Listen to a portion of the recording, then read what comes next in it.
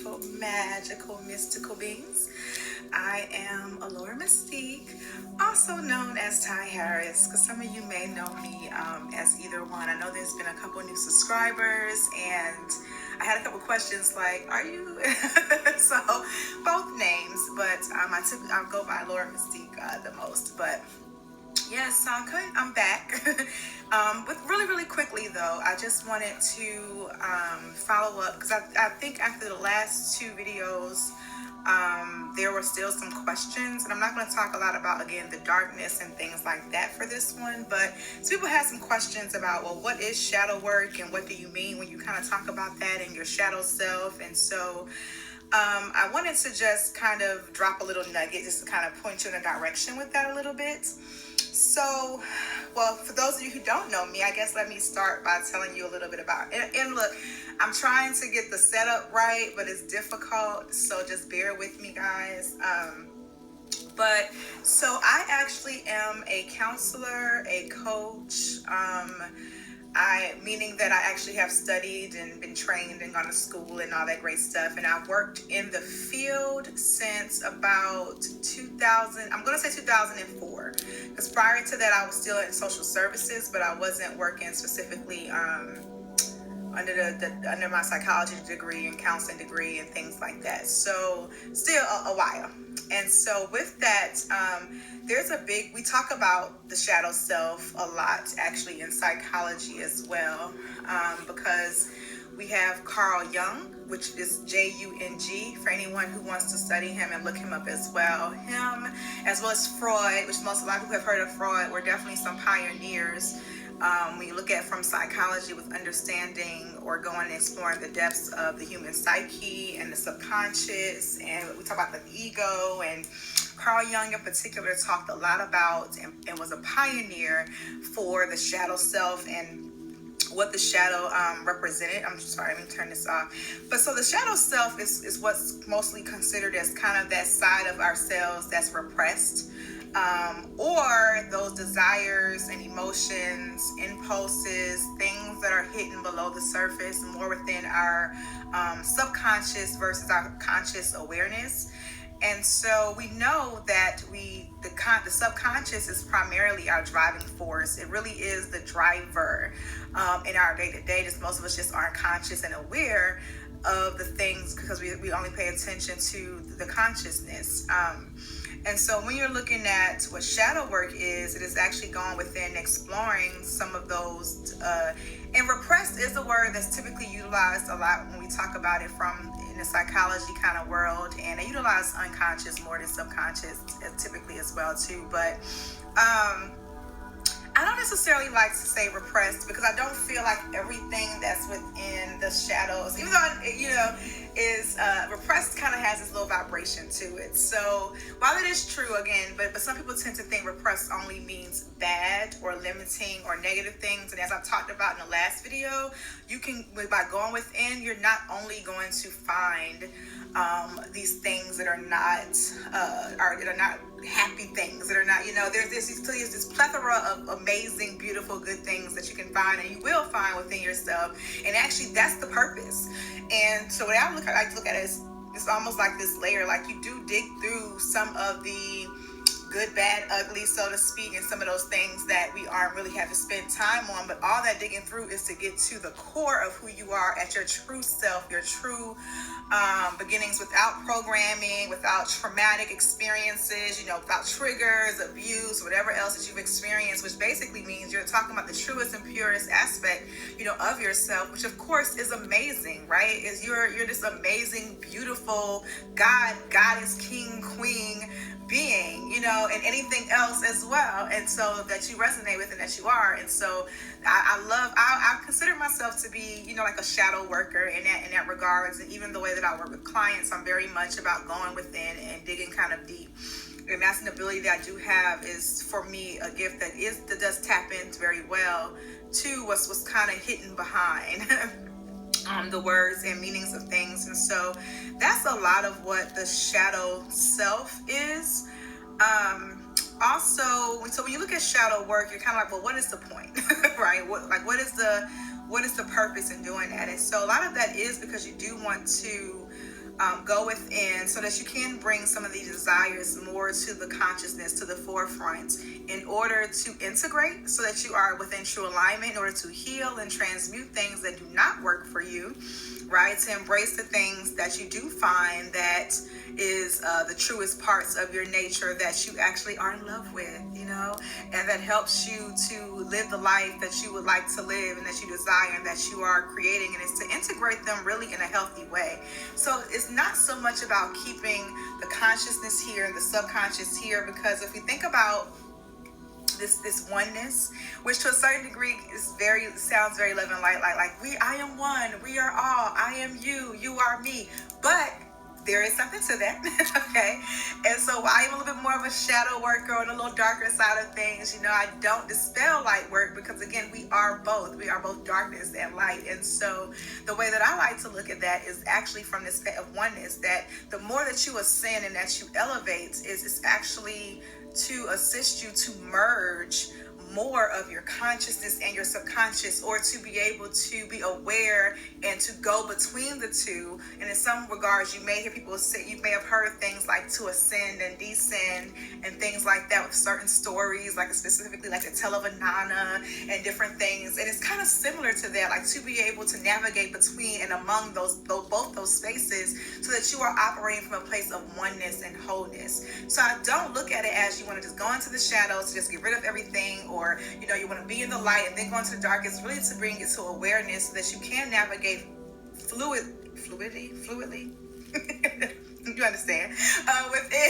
within those spaces together, in oneness, to be fully integrated, healthy, and authentic for who you are. Okay, that's what it all comes back down to. So now, the thing about the subconscious, which it's like this never-ending,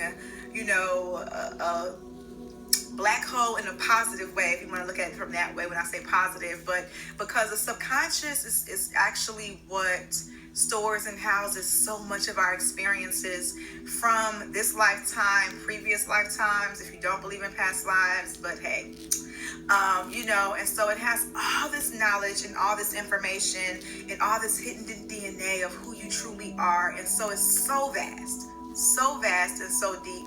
So there isn't, so like someone was like, well, when does this end? It doesn't. Like by the time you get to the space where you're no longer continuing to grow and ascend and elevate, then what are you doing?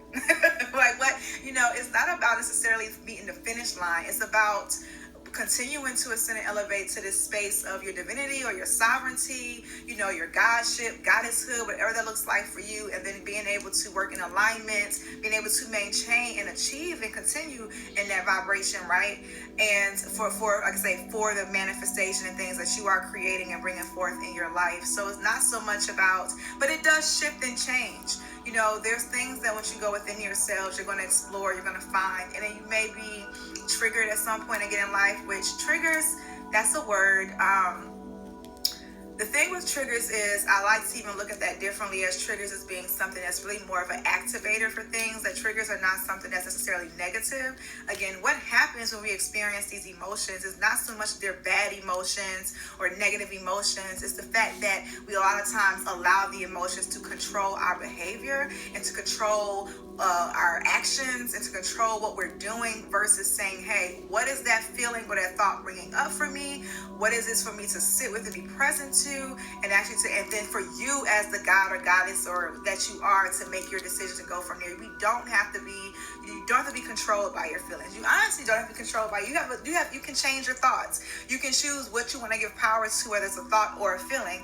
And so because you are the sovereign divine being, and so even with triggers, I look at that as what's something that's activating, and there's times where I still choose that I am fine with that being an activating thing for me, because based upon the things I've decided for my life, that is something I don't agree with, whatever that may look like. And so yes, for me to get upset, or to be responsive, because not necessarily reaction, but responsive to that, whether that looks as anger, whether it looks as whatever to other people, it's a response, and I'm choosing to do so, then that's fine. I'm okay with that, right? But it's different with coming from that perspective, and you taking accountability and ownership and choosing that, versus being responsive and allowing those things to actually manage and control you. And so that's the difference. like I said, I didn't want to make this too long. I just wanted to kind of clarify a little bit about shadow self and shadow work. And when we talk about kind of the dark side and those desires, and things, I'm trying to just think if there's anything else. There's a lot more, so I feel like I probably will do like more of a in-depth video or series. I probably have to break them up into a couple so they're not too long, specifically going more into what are some ways to help you navigate through that space and to go into the shadows, and how does that play out and look in day-to-day life. But this is more so just to answer some of those questions and to start to point you in a direction. But I will say the first starting space is going to be meditation. And I know most people, or most of you may have heard that before, whether it's from me or someone else. But the reason for that is because meditation is so important, because you have to be able to sit still with yourself in order to be present, in order to go within yourself. And so it doesn't always have to look like, it doesn't have to have that, especially when you're starting out, which is going to be some things that's just going to happen when we're meditating. I know people talk about that kind of monkey mind, things coming up, not being able to shut your mind down. And honestly, that's not the point. The point is not to completely shut your mind down, void of every thought and everything like that.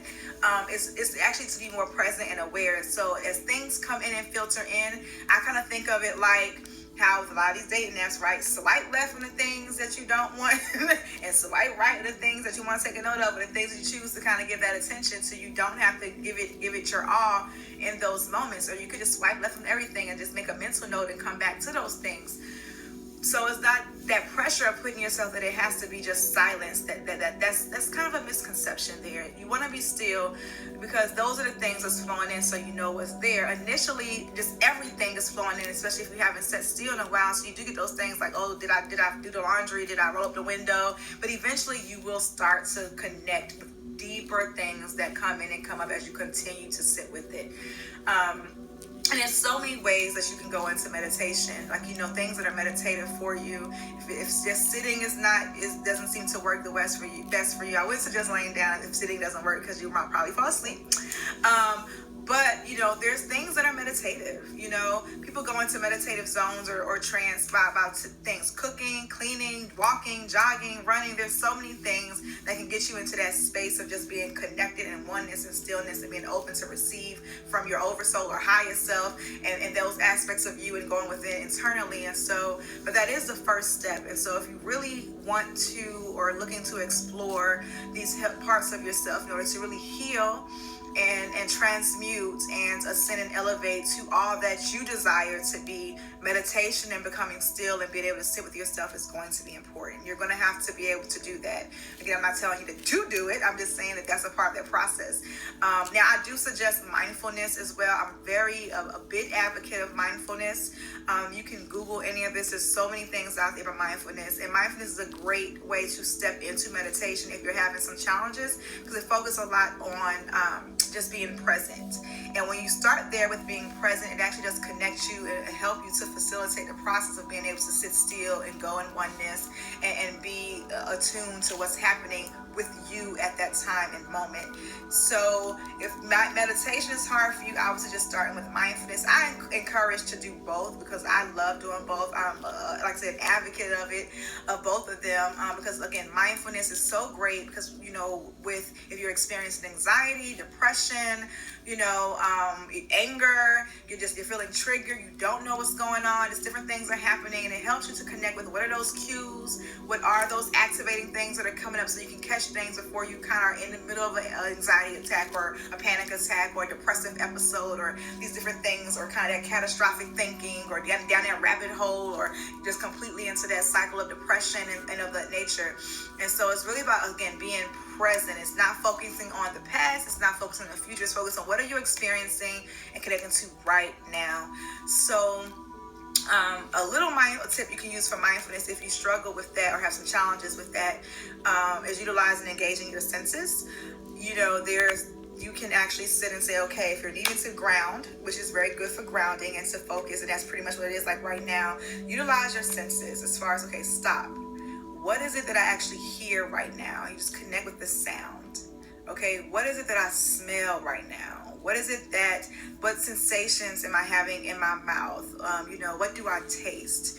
You can actually take your hand, rub it against a fabric, or if you're outside in grass or a bench, what does that feel like? What is the sensation of that? Again, you just want to engage your actual physical senses and your body to bring you back present and grounded, and then you can kind of go a little bit deeper and start to explore, okay, so I'm connected in the present moment. There's a bird chirping, oh, it sounds so wonderful, or oh, the noise of this bird, or it's hawking, whatever that may be, or this grass feels wet, or it feels really warm, and then you can kind of go use that to kind of transition into, okay, I'm quiet, I'm moving into stillness, I'm calming, incorporate some breath work, some deep breaths, and kind of go into that state. So I really do like incorporating your physical senses with mindfulness and with things, if you happen, to help to ground you and to pull you back into being present.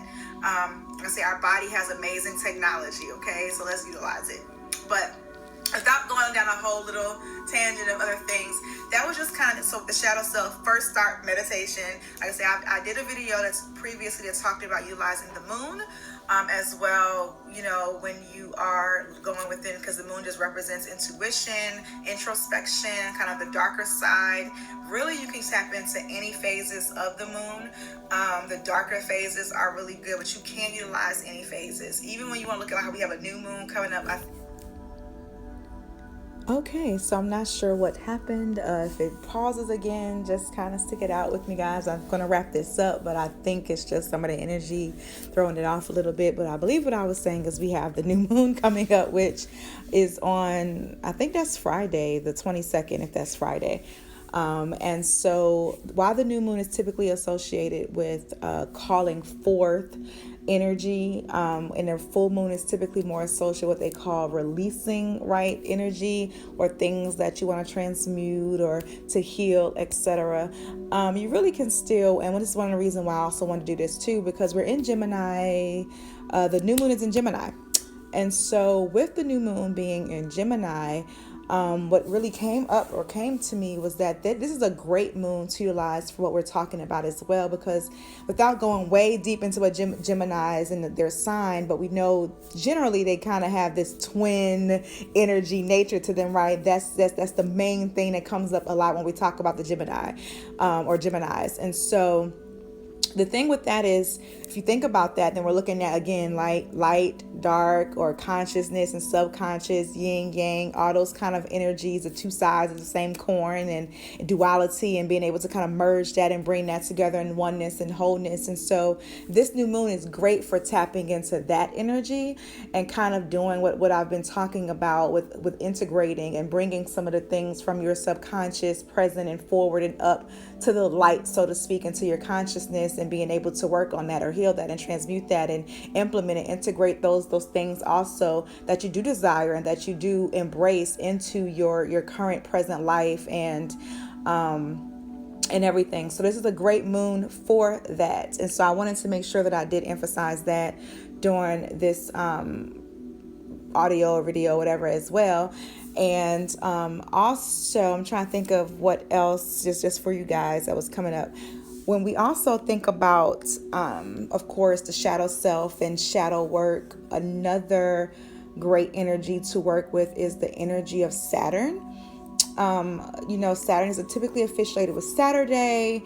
It tends to get this kind of taskmaster type reputation, which it is very good for self-mastery. And there is a shadow kind of side or sense to Saturn as well that can help you, especially when you're looking at mastering of self, which has to also do with being able to navigate that space between the conscious and the subconscious.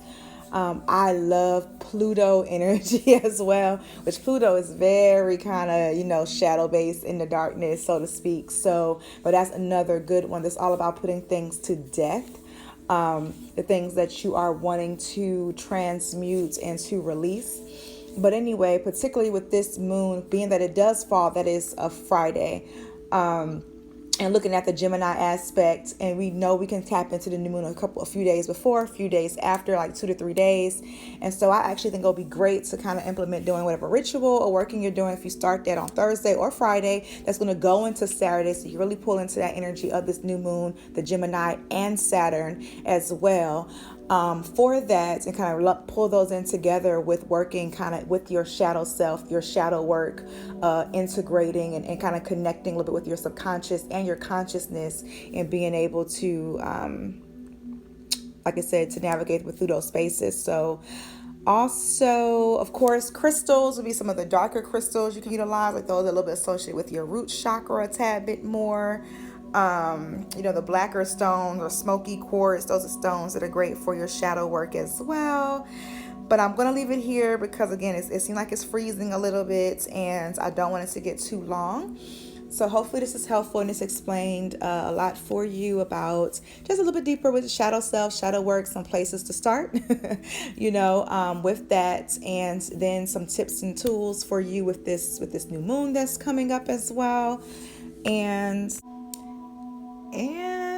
yeah, it's still acting a little crazy. So, okay, what I was going to say was there's some deities that are really good to work with as well. Some of the deities that are considered typically a little bit darker or associated even with death, such as like Anubis, for example, is a great energy to work with going kind of into the shadows, specifically with things you want to release and to kind of transmute. But there are some energies that are really good for working with both aspects, the light and the dark as well. In particular, Isis is a great one to work with for that. And during this time, Anana is another one. Lilith, even actually during this time as well, with everything that's going on too, or just with this in general. Kali Ma is one that's good to work with as well. And actually Damballa, even though most people may disagree with that or may not know, but while he's such a creative or considered a creator energy, he is also very ancient, very serpentine, and he has this ability to connect you with your inner desires. Some of the things that will come up from that root chakra on up, kind of going through and things like that. So those are some energies. There's more, of course, but those are just a couple that can also be helpful to you while you're on your path with delving into the shadows, which, is going to be juicy and all that great stuff. And so that would be all that I have for you guys today. The biggest thing that I want to just say is just to remember, of course, to give yourself some grace during this time, right? It's just really important as you go within and you explore the deepest parts of yourself that you're able to do so still from a place of love. And love just means being able to accept what you find. You don't have to keep everything, but just love to me, self-love is self-acceptance, and it's coming from a place free of judgment. So just give yourself some grace during this time as you kind of navigate through these deep, dark waters, back to the surface, and you're exploring, and be kind to yourself and be loving to yourself. And as always, I wish you much abundance and prosperity, and to have all of the things that you desire. And I'll be back, and I will talk again soon. Bye.